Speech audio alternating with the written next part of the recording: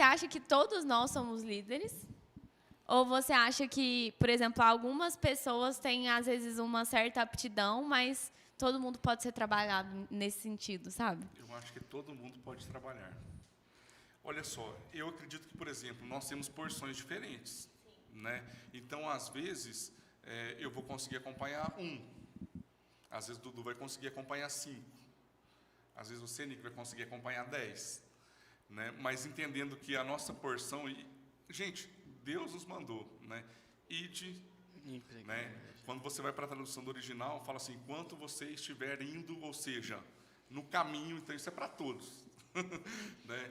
Façam discípulos de todas as nações, batizando-os em nome do Pai, do Filho e do Espírito Santo. É a grande comissão, e essa grande comissão, primeiro dada ali aos apóstolos, e também estendida agora a toda a igreja. Então, todos nós temos essa responsabilidade. Sim. Oh, essa é uma pergunta estratégica, né? Porque às vezes a gente assim olha para alguém e fala, ai, eu nunca vou conseguir fazer o que essa pessoa faz. E às vezes, de fato, pode ser que você não consiga fazer, mas você tem o seu jeitinho, né? Então, a maneira de liderar, a maneira de acompanhar, de se relacionar, ela é diferente para cada um.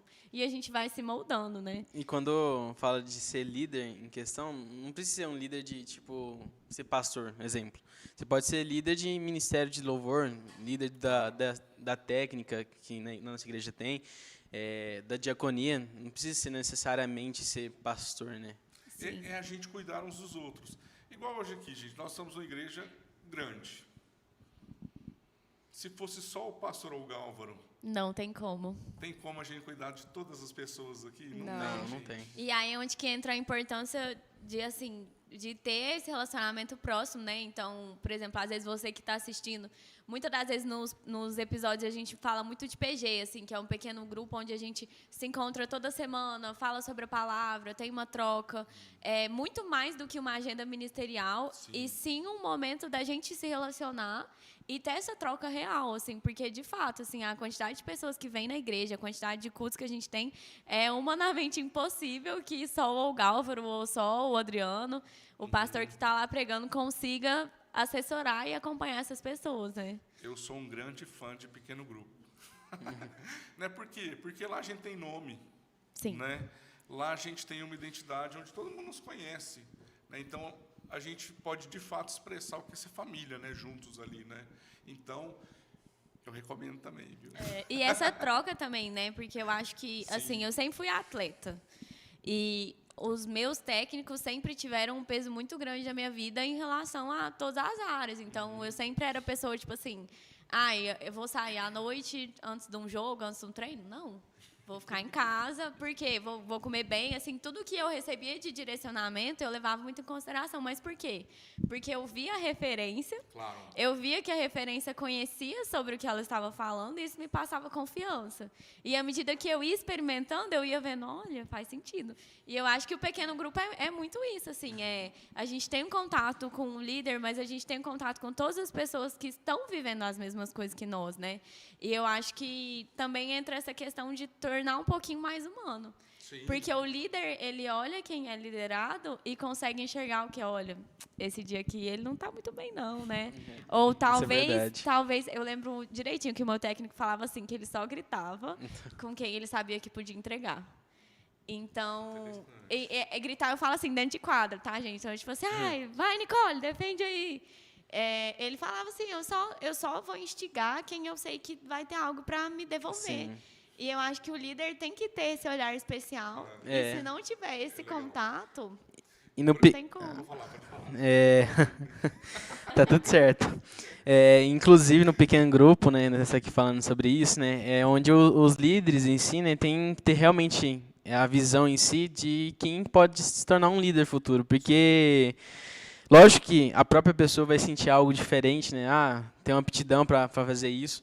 Só que o líder tem que ter essa visão para moldar, né? Ajudar, encaminhar, ter como falo, um guia para aquela pessoa. Tipo, eu me tornei líder por causa de um pequeno grupo, porque não foi em si no culto que eu tive a transformação, mas sim foi num pequeno grupo. E no pequeno grupo onde eu comecei a caminhada de me tornar um líder. Então é muito importante isso.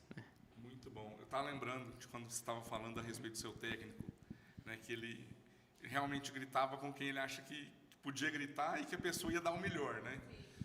O Galvaro fez muito isso com a gente. Nossa, eu imagino. Olha só, né? Quando a gente era tudo mais novinho, né?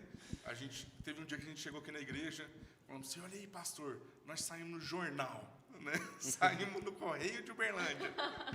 Uma matéria sobre a banda e tal, que a gente tinha, né? E sobre a igreja também, né? Aí o Galvaro falou assim pra gente, não estou vendo ninguém sendo preso por causa do evangelho. Né? Aí a gente saiu. Eita! O Arthur é um anjo. O Arthur é tranquilo, né?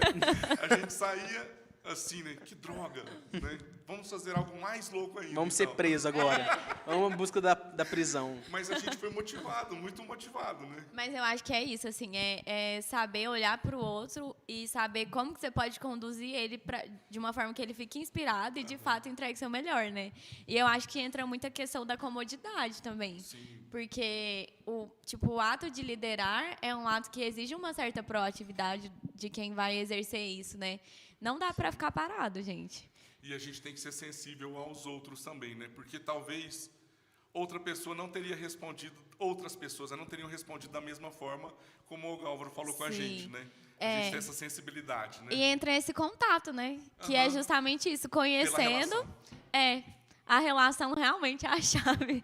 E eu acho que é muito isso, assim, porque tem pessoas que, por exemplo, se você for um pouco mais objetivo, um pouco mais sério, ela vai conseguir te entregar, mas tem pessoas que você já tem que chegar, ter um tato, um cuidado. E o líder precisa ter esse olhar, justamente até para não perder pessoas, né? Sim. Porque se você não tiver essa sensibilidade, assim, eu acho que você é uma responsabilidade muito grande na vida do outro. Sim. Então, imagina se todo momento que você foi liderado, se o seu líder não tivesse sido sensível para olhar para você, entender qual estágio você está, entender qual palavra você precisa nesse momento, né? Eu acho que ia ser bem difícil.